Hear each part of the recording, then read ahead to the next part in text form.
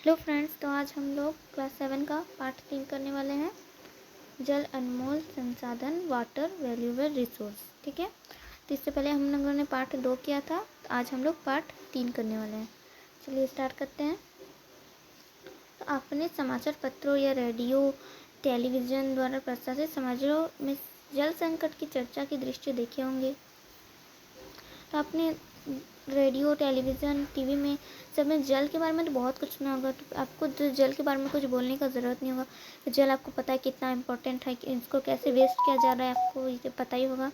तो आसपास नाले और चापाकल के सामने पंक्तियों में लगातार पानी भरती महिलाएं कभी कभी इन लंबी कतारों में लड़ाई झगड़े, जल की मांग के लिए धरने और प्रसिद्ध आदि ऐसे दृश्य विशेषकर गर्मी के दिनों में देखने को मिलते हैं। पेयजल संकट से संबंधित समाचार पत्र का कतरन, ये आप इस पिक्चर में देख सकते हैं। इस पिक्चर में आप देखिए, ये है समाचार का दिया हुआ है। ठीक है, अपने विद्यालय, प्रखंड कार्यकाल व बाजार में बड़े बड़े पोस्टरों को देखा होगा। इसमें जल की बचत के संदेश होते हैं। इन संदर्भों में अपनी कॉपी में लिखिए और अपने दोस्तों से चर्चा कीजिए। इन संदर्भों से आप क्या समझते हैं। चलिए, इसके लिए हम लोग सबसे पहले क्रियाकलाप करते हैं। एक, नीचे दी गई जल की आवश्यकता की सूची को पूरा कीजिए। यहाँ एक सूची दी हुई है, इसको पूरा करना है। ठीक है, यहाँ पहले दिया है मनुष्य के लिए, तो भोजन का पाचन, पेड़ पौधे के लिए प्रकाश संश्लेषण, अन्य आवश्यकताएं, भोजन पकाना, ऐसे कुछ लिखना। मनुष्य के लिए क्या क्या, पानी, आपके लिए जल की आवश्यकता लिखना है यहाँ पर। ठीक है, तो भोजन का पाचन और नहाना, ओके, नहाना, खाना बनाना।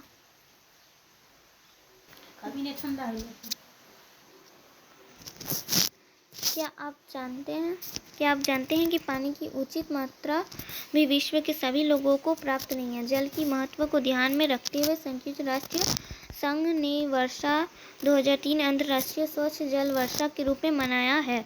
जल संरक्षण की महत्व को दर्शाने के लिए वर्ष 2022 मार्च विश्व जल दिवस के रूप में मनाया जाता है। जल की कमी को पूरे विश्व में चिंता का विषय बन गई है। ऐसा अनुमान है कि अब से कुछ ही वर्षों में विश्व के 1/3 से अधिक जनसंख्या को जल की कमी का सामना करना पड़ेगा। जल की कमी पर चर्चा करने से पूर्व हम यह जानना जरूरी है कि हमारी पृथ्वी पर उपयोग के लिए कितना जल उपलब्ध है। अंतरिक्ष से पृथ्वी नीली आभा के दिखाई देती है, क्योंकि इसका लगभग 3/4 भाग जल है। जल की उपलब्धता 97% जल समुद्र में खारे जल के रूप में मौजूद है। 2% जल हिम शिखर पर बर्फ के रूप में तथा 1% जल पेयजल के रूप में विद्यमान है। सारणी में दिए गए विभिन्न चरणों का अनुसरण करते हुए पृथ्वी की उपलब्धता अवलंबन जल का अवलोकन कीजिए। चरण चित्र टिप्पणी। चरण, लगभग 20 लीटर क्षमता वाले एक बाल्टी में पूरा जल भरते हैं। एक 5 ml क्षमता का चम्मच लीजिए और बाल्टी में से 100 चम्मच जल का मग जैसे किसी छोटे पात्र में डाल दीजिए। मग के 30 चम्मच जल को कांच के किसी गिलास में डालिए। ऐसे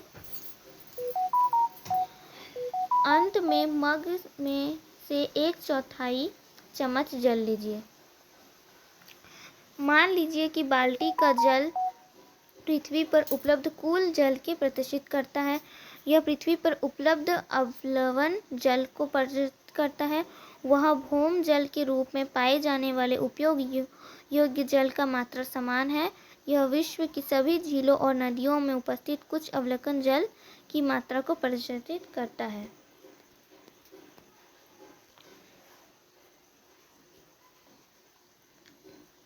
हम में से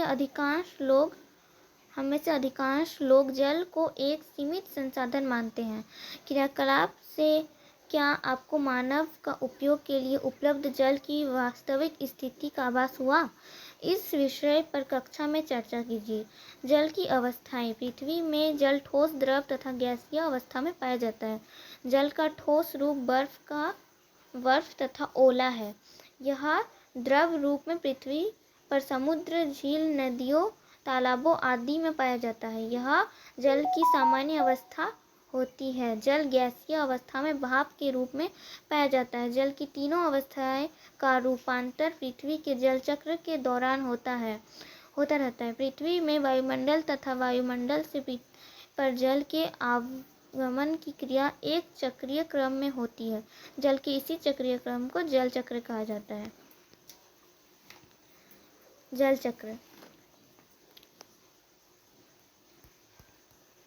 जल के विभिन्न स्रोत जैसे सागर, नदी, झील आदि से जल का वाष्पीकरण होता है।